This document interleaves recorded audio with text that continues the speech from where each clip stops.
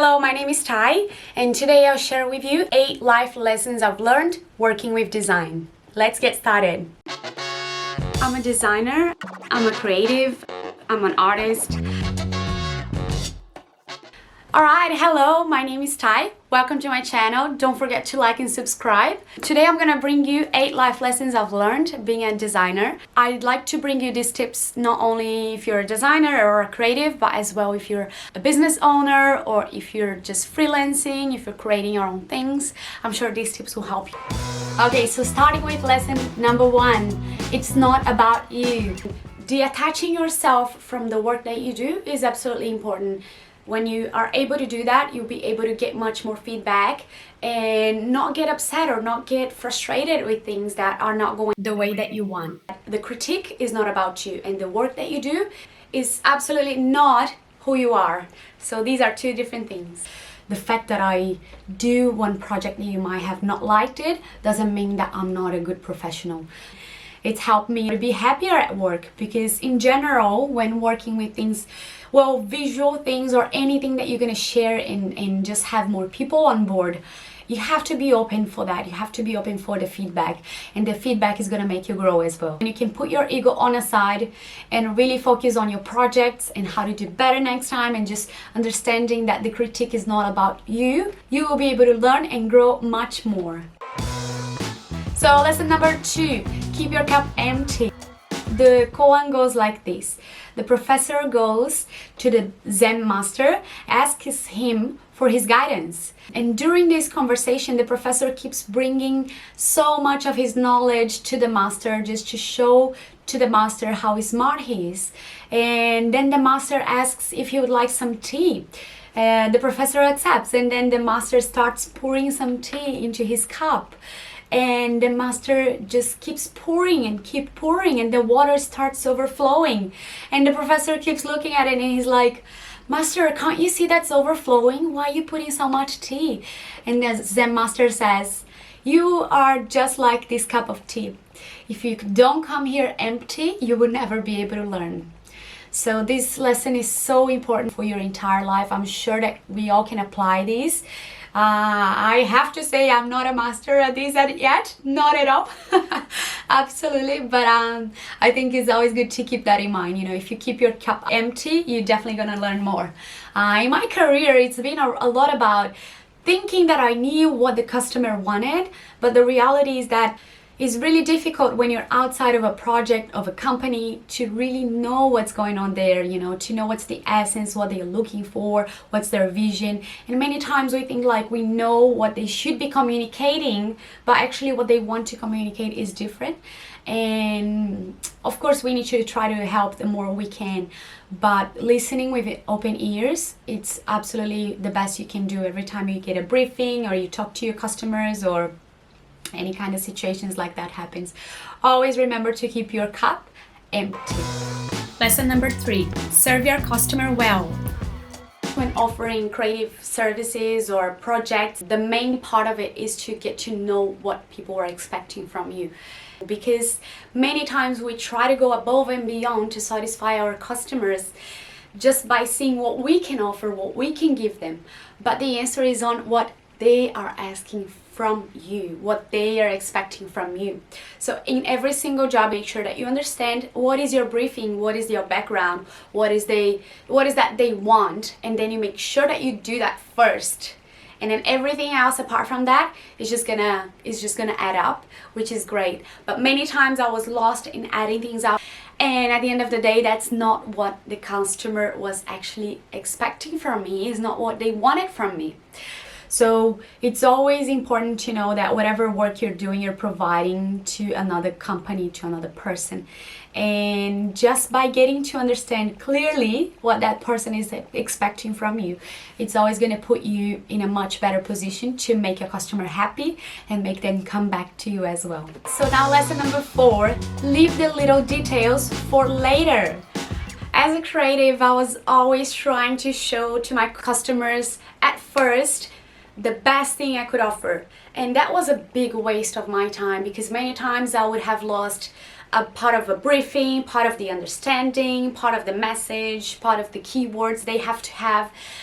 That's why I think the little details have to come later. So whenever you're doing your projects with your customers, if you want to know if they'll be happy with whatever you're offering, offer them first a draft, a rough idea of what is gonna be there, and test it out and see what they think. Of course, you know, making sure that, okay, this is not final, but it's something like that I'm about to offer you. Is that okay? I'm gonna make sure that it's gonna improve, the quality is gonna be better, but don't spend too much time in the little things. I think as a designer especially, it was very easy to spend hours and hours looking for the perfect image, the perfect font, the perfect color, and many times the message wasn't clear, the solution of the problem wasn't clear. So I think it's very important not to get attached to the little details until it's time for that, of course, because the little details have to be perfect. And I'm sure that you probably are a perfectionist as well, maybe sometimes, and you know how it is. You know, it's about time management, it's about effort management, it's about making sure that you're not making more work maybe just not gonna be used. Lesson number 5. There is a recipe for almost everything. And this has been pretty good to me because I found myself many times throughout my career just lost, completely lost, honestly, including this time right now, about what do I do? But we're in YouTube era, guys. You know, go out there, put on Google, whatever is your question, I'm pretty sure you're gonna find an answer. And there is always someone who's done that before. And if you follow the same steps, you're gonna be able to do that as well. And also, I think most importantly is making sure that you understand what is your recipe for your projects, because that might be exclusively yours. And there might be something there that are really good in terms of processing, maybe timing is shorter, maybe the way that you do that. I just remember a story of a good friend of mine. He used to clean oven, right?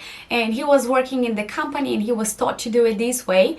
And the way he was doing, it was taking about an hour to do every time.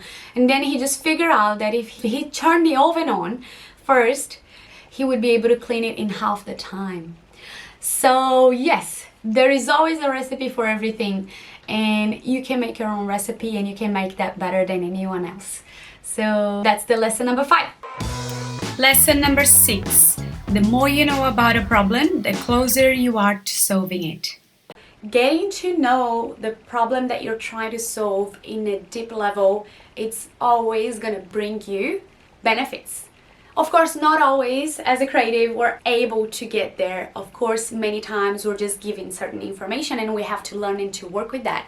But if you've got the opportunity to go ahead and talk to your customer, ask them more details about the job, about what they are trying to solve, what is the issue that they're going through, that's going to be amazing, because that's going to give you more tools for you to become a better designer, a better creative, a better whatever you already are.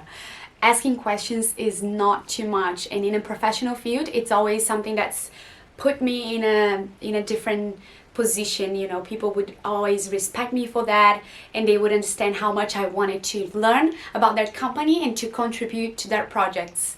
So even though sometimes I might be a bit ashamed of it, some things might sound like it's obvious, there is not such a thing. Go ahead and make the questions, and I'm sure that with the time, just by having this curiosity about the things and the projects you've been working on, and getting this relationship to work with your customer where he knows how much you're interested in helping him, that's gonna build you an amazing opportunity to grow, and for sure it's gonna make you a better professional. Number 7, you only need 15% more to stand out. For me, I have a good example. I've learned shortcuts in the early stages of my career, and that's giving me like such a good impression. Every time people see me working, they just see me going like pew, pew, pew, pew. And of course, it's made everything I do so much faster. So I am pretty sure this is one of the 15% that I could go a little bit further than I did. But not only that, you know, for your career, it might be learning a new app, it might be adding a new media, you know, maybe going to socials, maybe going to videos, whatever it is, maybe just doing a little bit more work on what you already are doing, putting more time into that, that's already gonna help you. So it's always about this 15% more that will put you in a very good position in your career and as a professional. So always go above and beyond. Lesson number 8, keep learning and keep growing. Well, of course, the more you learn, the more you do, the more you practice, the better you're gonna be. But never stop that, because especially in the time we live now, there is just no way you can stop your learning process. You know, there's more people in the earth, there is more competition in every single field. So if you just keep that mindset of always keep learning and keep growing, I'm sure this is gonna be what's gonna put you in a different position. Creativity for me is, we've got all of these references that we collect throughout the years. We've got all of the tools that we collect throughout the years as well. And then when we put them together in our way, right, as our own puzzle, in our random way, that's when the good ideas come. Creativity starts to flow and you just fly. So I really think keep learning, keep growing is always gonna be a great idea. Doesn't matter what you do, who you are, never stop, all right? So I hope I've inspired you today. I hope you have heard some lessons. Maybe you've had some lessons in your life as well that you'd like to share. I would really like to see your comments down below. Don't forget to subscribe if you haven't already. And I'll see you next time. Thank you very much for watching. Bye.